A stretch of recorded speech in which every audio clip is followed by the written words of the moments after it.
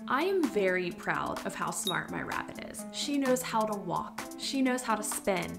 She knows her routine. She knows what's gonna happen every single day. She is litter trained. She knows right from wrong. I always am telling Cinnabun that she is just a little tiny genius. But there is one thing that she does not know, and that is her name. We are going to try to teach Cinnabun how to respond to her name.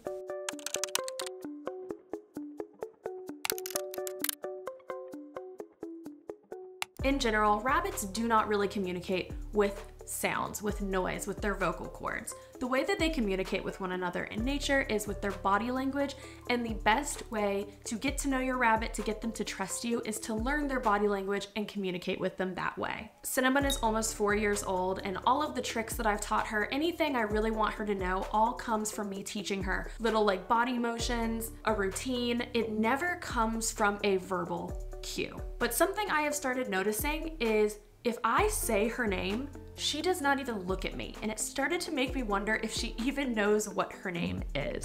Cinnabun. Cinnabun. Cinnabun. Cinnabun. Did you hear me? Cinnabun. Oh, nope. Okay.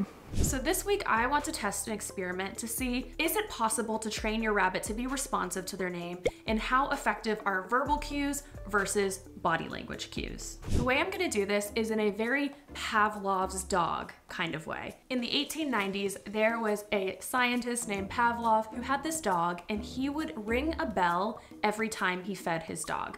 Eventually, when he would ring the bell, the dog would just start to salivate, even if the food was not there. So we're gonna do something kind of similar with Cinnabun here. My plan is every time I say her name over the next week, I'm going to give her a treat. Hopefully she'll start to associate her name with treat, so I guess I'm really not teaching her her name, I'm teaching her treat. But hopefully I'm starting to associate her name with a good thing so that when I say her name, she'll come running to me. Now typically if you were training a dog, this is what you would do, and dogs are much more responsive to verbal cues because they also use verbal cues. They bark. But with rabbits, since that's not really how they communicate, it's gonna be really interesting to see this week if Cinnabun connects the sound with the treat at all. There are a couple of things that are gonna make this complicated that some are blockers and I was able to work around, but other things I'm just gonna have to roll with in our experiment. First off, Cinnabun has never ever responded to me when I'm standing up. Pretty much anytime I'm communicating with Cinnabun, I am down on her level, so I'm gonna do the same thing here when I'm feeding her treats. I just feel like if she's never responded to me before while I'm standing up, my best chance at getting a response from her is if I lower myself down so she knows that I'm trying to communicate with her. The next thing is I need to be really sneaky about where I keep the treats, because if I go to her treat cabinet, she knows what that means and she's gonna be there anyway, and that ruins the experiment completely. I need to catch her off guard so that she's not anticipating the treat before I even say her name. And lastly, I don't want to give her the treat at the same time every day because rabbits are so routine based. I'm just gonna sprinkle it throughout the day so that she's not learning to just wait around for a treat at a certain time of the day. So the treat that I'm gonna use are these little 𝒐𝒊𝒏𝒌𝒔 chews because they're pretty big. I can use the same treat every time, and I'm not gonna give her too many treats. It's really more of a chew toy, but she loves these. So on day 1 and 2, all I did was just say her name over and over and over and over again as I offered her a treat. Cinnabun. Cinnabun. Cinnabun. I didn't try to make her come. I didn't try to do anything special. Even though there were a couple of times where she saw me with the treat and came running, I don't think it matters too much because as long as I'm saying her name over and over and over again, I feel like I'm still getting the point across, at least in the beginning stages. So days 3 and 4, this is where I wanted to up the ante a little bit. I wanted to actually make her come to me. So I did the same thing. I would secretly get the treat and I would sit a couple of feet away from her and I would say, Cinnabun, Cinnabun, Cinnabun, show her the treat. She would come running. I'd give her the treat, continue saying her name a few times, and that was that. Cinnabun, Cinnabun, Cinnabun, Cinnabun. Cinnabun, Cinnabun, Cinnabun, Cinnabun.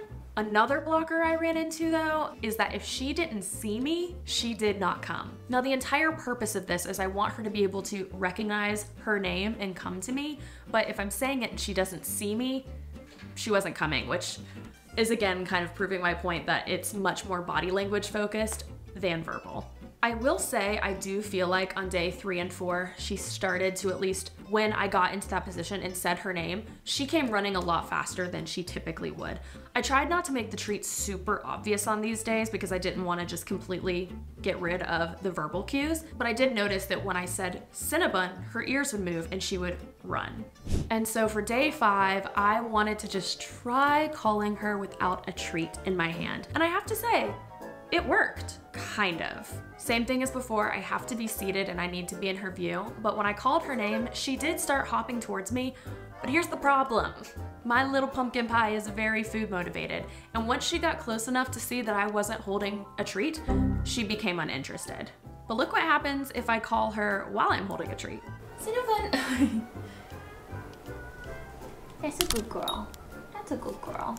So what does this show us? Was this successful? Was it not successful? What this is really showing more than anything is that we cannot compare training a rabbit to training a dog. They are completely different types of animals, different types of instincts and ways that their brain works. So teaching a dog tricks with verbal commands might work for a predator, for a dog that's vocal, but for a prey animal that's not very trusting and doesn't use vocal cues to communicate, it's not really motivating for them. However, I do think that this experiment was beneficial in at least having her start to recognize her name. At the beginning of the week, I would say it over and over and over and over again, and she wouldn't even look my way. But by the end of the week, when I started saying Cinnabun, I got her attention. Does this mean that she's gonna come when she's called? Maybe if I stick to this for longer than just 5 days. Maybe if I do it repetitively for 30 days, I can really start to get that down. But at least for right now, I can say confidently that she did start to recognize the name, but the most important cues, at least for her, were the body language cues. I think it's also worth saying that because Cinnabun is almost 4 years old, she's very set in her ways. So it's the whole can't teach an old dog new tricks, can't teach an old bun new tricks. Cinnabun is not old by any means, but I do think that this might be a little more effective with a younger rabbit while they're still learning in their routine. But I hope that you enjoyed this video and I cannot wait to see you in the next one. Bye, Buns!